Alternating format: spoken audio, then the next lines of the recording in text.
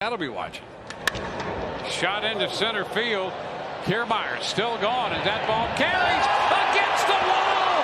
He makes the catch.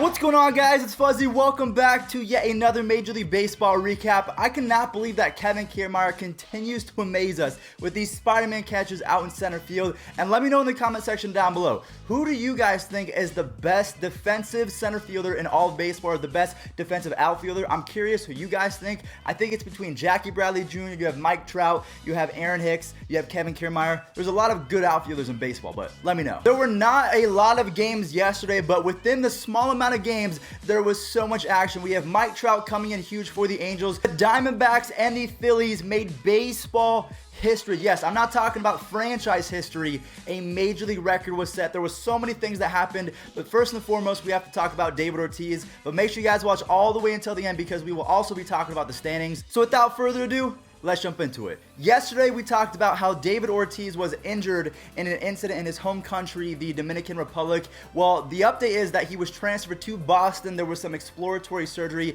He is in stable condition right now. The Red Sox, about an hour ago, put out a statement saying that he is going to be okay. He's stable. Everything's going to be fine. It's just, for right now, I think his gallbladder was removed. I don't know what the gallbladder does. I think it involves bile and fat and all that different stuff. I was a bio major once upon a time. I should know this, but yeah. The update is David Ortiz, Big Papi, he's going to be okay. Thank the Lord. So that pretty much wraps it up for the Big Papi news. I think that we were all praying for him. I'm just happy that he was okay. And I saw all of your guys' comments yesterday. You guys are just such great people. There's a lot of terribleness in the world, like the people who cheered that Kevin Durant was injured yesterday. Those are like the scum of the earth, but you guys are good people. Anyways, we're not talking about basketball. We have baseball news to address. Like I said at the beginning of the video, Mike Trout came in huge for the Angels yesterday. I know that Cody Bellinger and Christian Yelich and even Josh Bell, Ronald Acuna Jr., they're all having amazing 2019s, but Mike Trout is reminding the world that there is no better baseball player on planet Earth than this guy right here. Roll it. That is out toward left center field. Verdugo racing back to the track. Gone! Big fly for Mike Trout. We're tied at 3. 2 down. Peterson breaks his bat, rolls one over to first. Pujols goes to second base for one. The relay back to first. I'm going to be honest with you guys. I really don't think that there's another player, at least in the American League, that is going to be able to beat Mike Trout in the MVP race this year. It's just the Angels, again, are not going to make the playoffs. So I just cannot believe that we have to really watch this guy's career be wasted. The fact that injuries and poor management, I mean, we're never going to see Mike Trout in the playoffs. At least in my opinion, I'm not sure when it's going to happen, because that team, it's not very good. Anyways, before we get sidetracked by just the wasted career of Mike Trout, we have to talk about some Major League Baseball history. The Diamondbacks faced off against the Phillies yesterday at Citizens Bank Park, and they combined for 13 home runs. Yes, 13 home runs in one game. That is a record, and if you guys missed it, I got your back. I got all the clips. It's going to be a lot of fun to watch. Man, 13 bombs? That's a lot. On the dirt at third. Goes at him one more time. Escobar. And he, 2-1, is bidding for one more. Eldemaro Vargas. 8 Diamondback home runs. Out toward. So the Diamondbacks led off the game with 3 straight home runs. They had 8 collectively. Scott Kingery's coming in huge for the Phillies. He had 2 home runs. We had Rhys Hoskins going deep. So the Diamondbacks and the Phillies, they're some good power hitting teams. Maybe not as good as the Twins, the Yankees, or even the Mariners, but yeah, these guys can rake. Pretty much all of the clips that we're going to show today from the teams that are winning are coming at the hands of offensive explosions. Now we have to talk about the Atlanta Braves. Ronald Acuna Jr. did his thing. He hit an absolute mammoth home run. The fan actually made a pretty good catch, and the rest of the offense put the team on their back. I cannot believe how good the Braves are going to be with the addition of Dallas Keuchel. I'm hoping that he's good and decent, because if he is, combined with Mike Soroka, they have Max Fried and a couple other guys. I hope Kevin Gausman can kind of figure it out, but if Dallas Keuchel fits in with that offense, the Braves, the Phillies, that's going to be a crazy finish for the winner of that division, and I hope that you guys are excited for it. Swing and a high fly ball, deep left, it's a grand slam. 4 runs on 1 hit in the inning. We have had some action in this one. We're only in the bottom of the second. Hey, what a catch. Nice. What a play. The Albies. Fly ball, that's well hit. Look at that ball carry to the track, to the wall. Another NL East team that exploded yesterday was the Washington Nationals. I think it was the first game that Bryce Harper was playing the Nationals in Washington. Trey Turner had a pitch hit his hand, and I think he broke a finger. He broke his wrist, something like that. But he is back to being Trey Turner. I think he's about to go diamond in MLB The Show, as well as Ronald Acuna Jr. He came in big time yesterday, as well as Kurt Suzuki. I believe that he hit a grand slam. I could be wrong. Someone hit a grand slam to make it 12-1. I mean, again, the offense just erupted. Innings, and he struck out Turner first time. Trey ripping, and this one, if it's on the fair side, is still going. Relay, long throw to third. He is in there. Turner to left.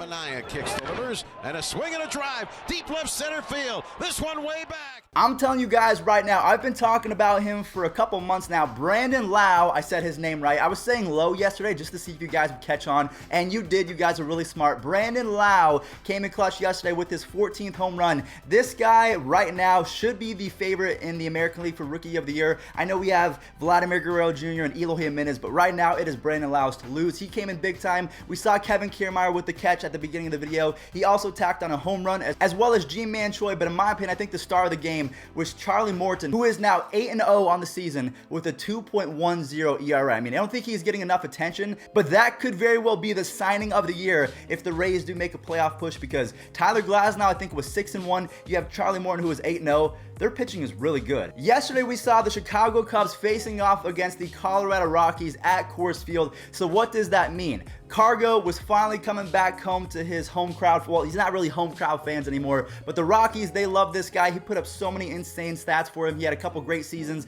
I know he was kind of like Troy Tulowitzki in the sense that he was injured for most of his tenure, but the Cubs, they tried their best to get the W. But Arenado and Desmond, yeah, they were not having that. They wanted the W even more. Slowly hit, and for the first time tonight, crushed to deep left. Take a good look. You won't see this for long. Concourse shot, an estimated 486 feet. Alright guys, so what we're going to do right now is we're going to show the last two games that we were unable to recap, and then we're going to talk about the standings. The first game that we have to talk about is the Cardinals. They faced off against the Marlins. It was kind of a boring game. Colton Wong had a pretty good performance, as well as Michael Walker. He turned in a pretty good outing as well. And then last but not least, we have the Rangers beating the Red Sox. I think this went extra, so yeah, sit back and enjoy. And a Wong bunt up the third base line, and it's down the right field line. I take that back. One run is in, and here comes another. Ozuna will score, and what a smart play by Colton Wong to drop down that. Get out of here. Kept him off balance, let the defense play behind me, got a lot of double plays, and then you know, some timely hitting, got us some runs. So it felt good out there though, for sure. 2-0. And this one up the middle and through for a base hit. Here comes Santana. Bradley throwing from center, not in time. And Andrews drives in the go-ahead run of the 11th. Alright guys, so now that we have the recap out the way and all of the clips, what we're going to do right now is we are quickly going to deep dive into the standings, because I haven't talked about this in almost a month. So if we go to the American League, in the American League East, the Tampa Bay Rays are ahead of the Yankees by a half game. The Red Sox at 34-33 are now 8 games back. I think that they'll be able to make a push, but at this point I'm not too sure. I think they're tied with the Indians right now. I could be wrong, at least in terms of the wild card. If we go to the American League Central, the Twins are 22 games above 500. They are 10.5 games ahead of the Indians. I think that is going to be a wrap in the AL West. We have the Houston Astros, who are 9 games ahead of the Rangers, who are 5 games above 500. So the Astros, they're just insanely good. If we go to the National League, the Braves and the Phillies are tied for first place. So I'm telling you guys, that's going to be a division to watch. The Mets are 4.5 games back, and the Nationals are sitting at 6 games back, but they're 4 games below 500. So I'm curious what their record is going to be at the end of the season. In the Central, we have the Brewers ahead of the Cubs by a half game. The Cardinals are playing a little bit better. They are 5 games back. Then we have the Pirates, and then a huge disappointment so far, the Reds. They're 8 games back, and they are 6 games below 500. And then finally, in the National League West, we have the Dodgers, who are 10 games ahead of the Rockies. The Rockies were in last place about a month and a half, 2 months ago, so they have really turned it around. They are now 34-31. They are tied with the Diamondbacks. We have the Padres at 33-33, and then the Giants, one of the worst teams in baseball. Not horrible, but again, one of the worst teams in baseball this year. All right, guys, well, that is pretty much going to wrap it up for today's MLB recap. I hope that you guys did enjoy. I know that there wasn't a lot of games, but within the small amount, there was so much action, and I hope that you guys did enjoy. And also, continue to give prayers up to Big Papi. I know he's in stable condition, but he's going to have a long road to recovery. So thank you all so much for watching. Hope that you guys enjoyed, and I'll catch you guys in the next one. Peace out.